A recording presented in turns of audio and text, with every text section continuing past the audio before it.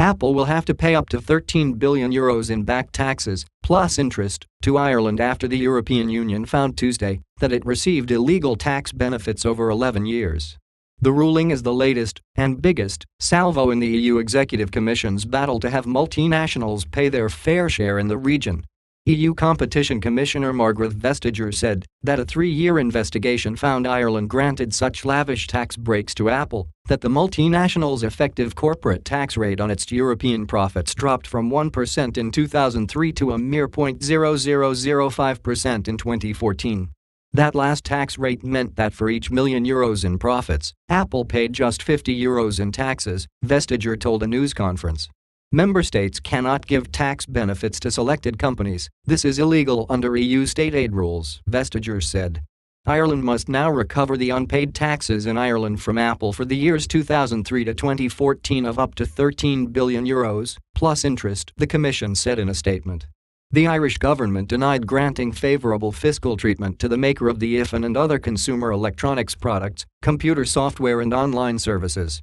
Ireland's position remains that the full amount of tax was paid in this case and no state aid was provided, the Irish statement said. Ireland does not do deals with taxpayers. The Irish Finance Minister, Michael Noonan, said he would seek approval from the Irish Cabinet to appeal the EU Commission's ruling to European courts. It is important that we send a strong message that Ireland remains an attractive and stable location of choice for long-term substantive investment, Noonan said. Apple has been in Ireland since the 1980s and employs thousands of people in Cork. There was no immediate reaction from Apple, headquartered in Cupertino, California. A statement from the U.S. government was expected later Tuesday.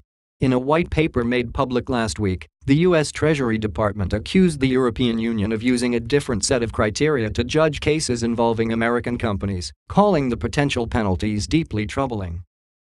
The European Commission has today adopted a decision that Apple's tax benefits in Ireland are illegal.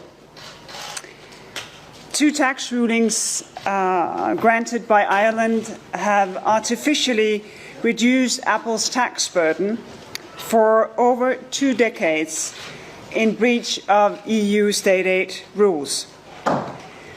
Apple now have to repay the benefits worth up to €13 billion plus interest.